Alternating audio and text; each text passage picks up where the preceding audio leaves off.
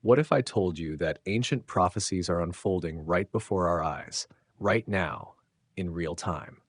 That the Bible, written thousands of years ago, described modern events in ways that no one could have predicted unless they had divine insight. This isn't fiction. It's happening in headlines, in news reports, and on the streets of Israel. In this journey, we're diving into some of the most startling and relevant prophecies ever written, ones that are echoing through our present day with chilling clarity. Picture this: nations gathering, tensions rising, borders burning, and in the heart of it all, Israel. The eyes of the world are on it, whether they know it or not. Why? Because Jerusalem is not just another city, it's a spiritual epicenter, a divine timepiece. A stone so heavy, Scripture says anyone who tries to lift it will injure themselves. It's as if history has placed a spotlight over this land, and we are all witnesses to what happens next. And yet, we must be careful. There's more than meets the eye, because some believe everything tied to Israel is godly, but the Bible itself makes clear distinctions. It warns of imposters.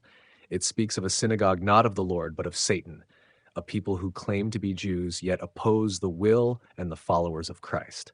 These are difficult truths, but we'll explore them together. Let's step into prophecy. It was written that Jerusalem would become a burdensome stone for all nations. And here we are. Time and time again, efforts are made to divide, manage, or control Jerusalem, and they fail, leaving behind conflict and division. Even now, we see nations aligning themselves against Israel. Movements grow louder, protests rage stronger, and alliances are forming with one target in their crosshairs. What's striking is not just the prophecy, but the precision with which it is being fulfilled. And remember what Jesus said: in the last days, Jerusalem would be surrounded by armies. These weren't just poetic musings. This was a divine heads-up. Look at what's unfolding. We are seeing military pressure, drone warfare, and missile strikes in the very areas Jesus pointed to. This is no accident. This is prophetic alignment. Travel back in time, roughly 26 centuries, and you'd find the prophet Ezekiel penning words that must have seemed impossible to his audience. He spoke of a nation scattered and desolate that would one day be reborn. He said its cities would be rebuilt, its ruins restored, its people multiplied. At the time, Israel was in ruins. But look now. Tel Aviv, Haifa, Beersheba, cities that were nothing but dust and dream, are now centers of commerce, innovation, and life. How could Ezekiel have known? It's because he wasn't speaking on his own authority. He was the mouthpiece for the one who governs eternity. God promised he would restore the land, and he did. These cities are not just buildings. They are the evidence that God's hand still moves over the earth. But the most incredible prophecy may be this: a nation born in a single day. Imagine saying that in ancient times. Nations took centuries to form. And yet, Isaiah wrote that as soon as Zion went into labor, she would give birth to her children. And so it happened. On a Friday afternoon on the 14th of May in the year 1948, David Ben-Gurion stood in a Tel Aviv museum and declared to the world that Israel was a nation. And just like that, what seemed impossible became reality. How could anyone predict that?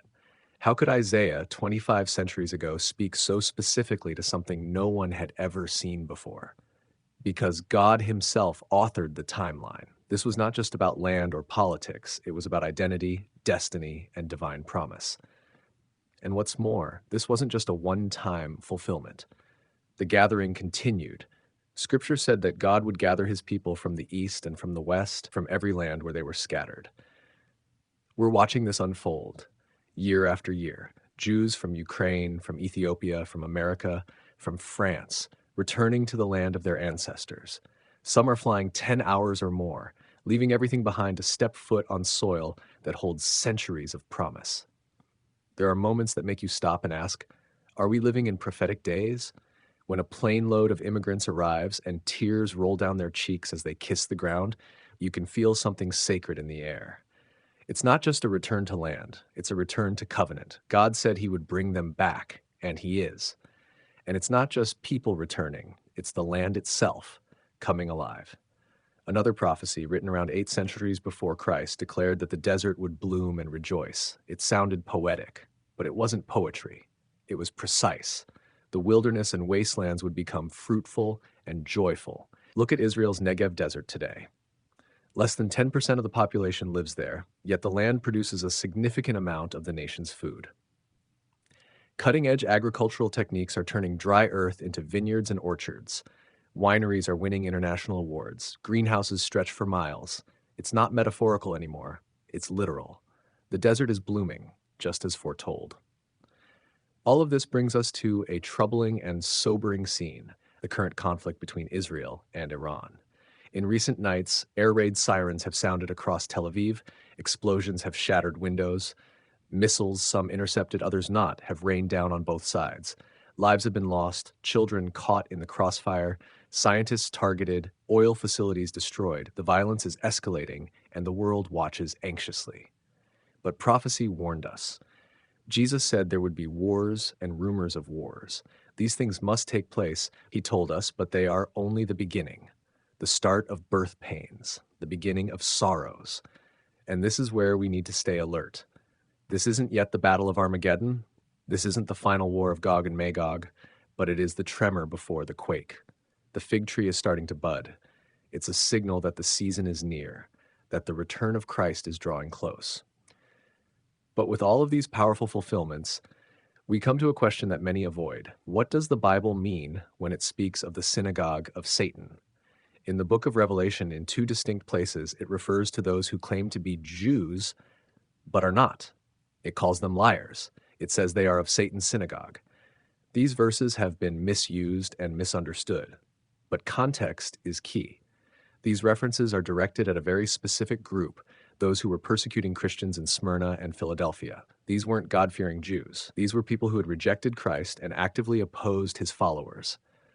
They weren't true descendants of Abraham by faith. They were enemies of the gospel. And this matters because we must never apply blanket labels where God makes distinctions. Not all who call themselves Jews are of Satan's synagogue. The prophecies we just explored speak of God bringing his people back, blessing them, restoring them. These are not curses. They are covenants. They show us that God has not abandoned Israel. This isn't about replacing Israel with the church. It's about recognizing how both exist within God's plan.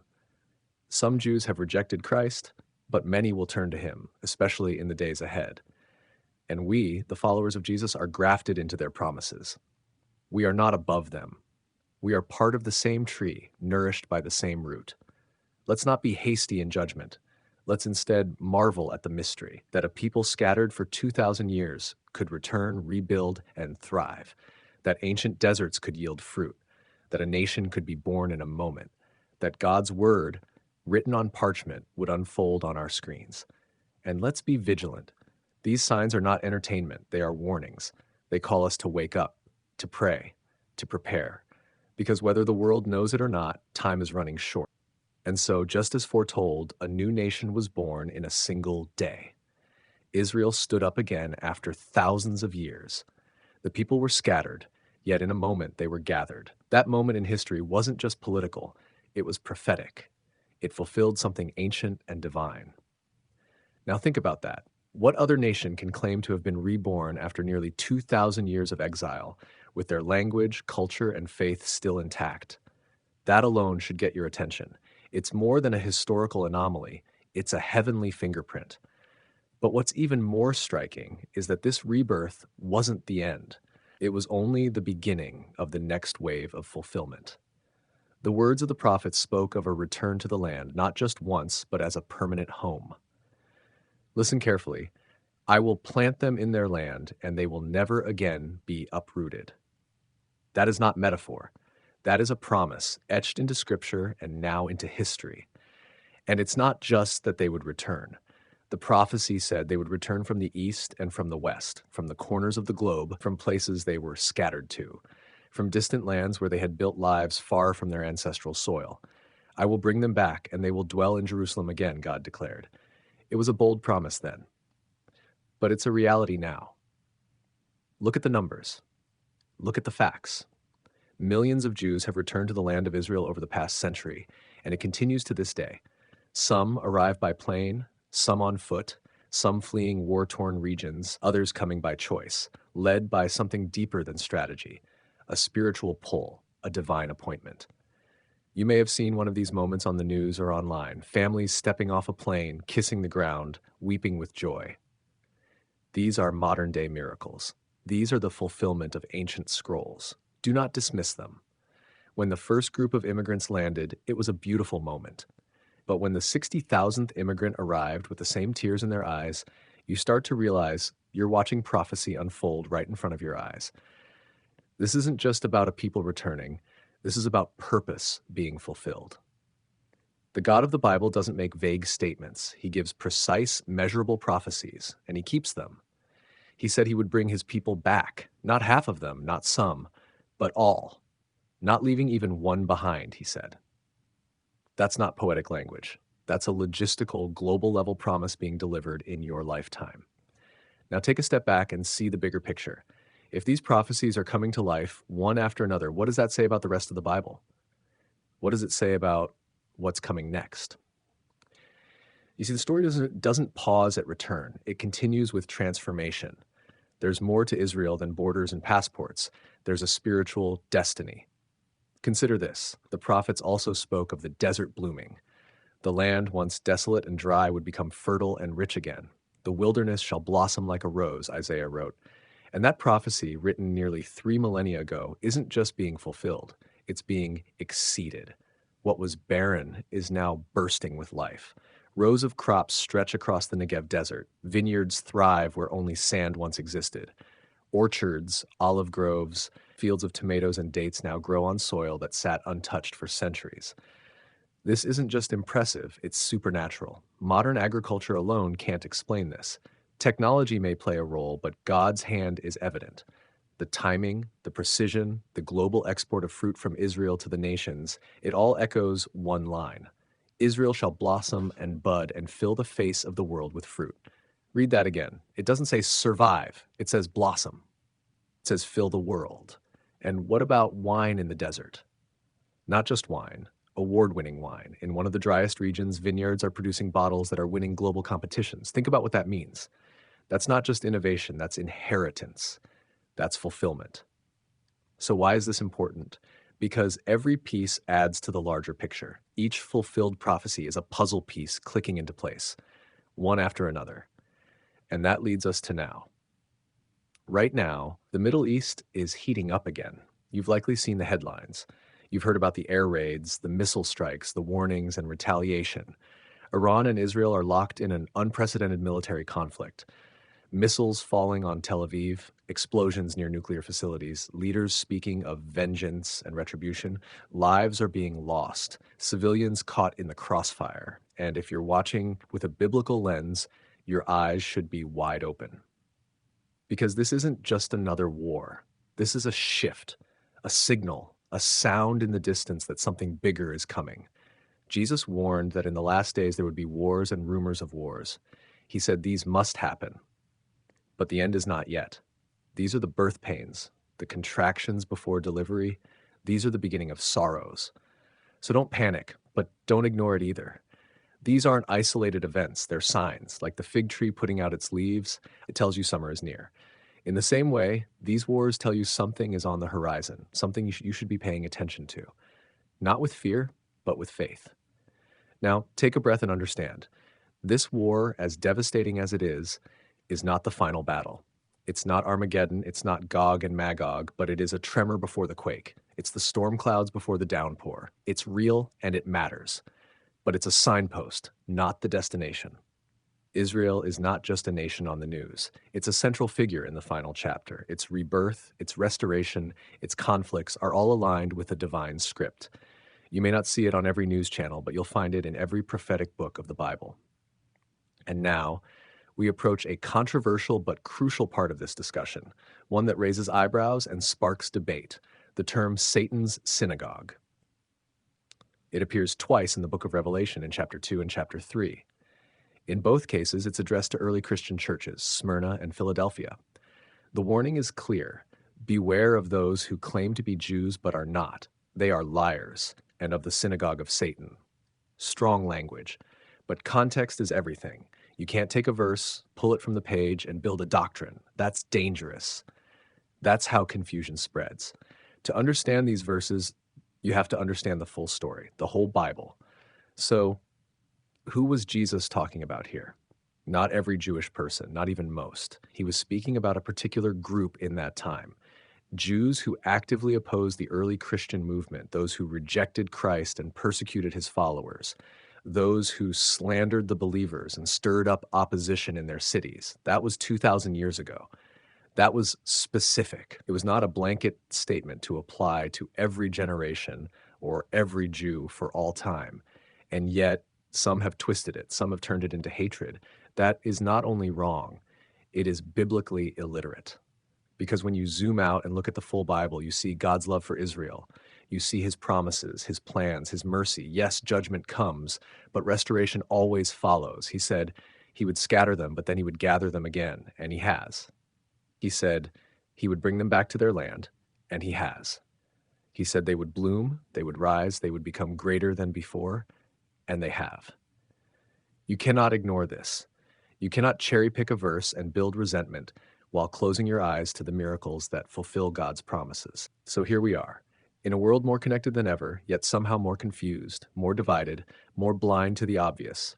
But prophecy is not confused. Prophecy doesn't waver. It's not based on feelings or trends. It stands tall, anchored in time, unfolding in plain sight. God is not guessing. He declared the end from the beginning. He said the fig tree would blossom, and it has. He said the people would return, and they are. He said the land would come alive again, and it's flourishing. He said Jerusalem would be a cup of trembling to the nations. And just look, every global power has its eyes fixed on that tiny city. They debate over it. They argue about its borders. They fight wars over who controls it. Why? Why Jerusalem? Why not Tokyo or Paris or New York? Because God chose that city. Because prophecy chose it. Because the King of Kings will return to it. That's why. And here's the uncomfortable truth. Many won't be ready. Some will mock. Some will shrug. Others will look at Israel and prophecy and say, coincidence. But deep down, they know. Deep down, every soul feels the tremor. Every spirit senses that time is not as endless as we pretend. Every headline, every war, every tremble in creation, it's all pointing to something bigger, something divine. So, what now? What does this all mean for you? Not just historically or prophetically, but personally. Here it is.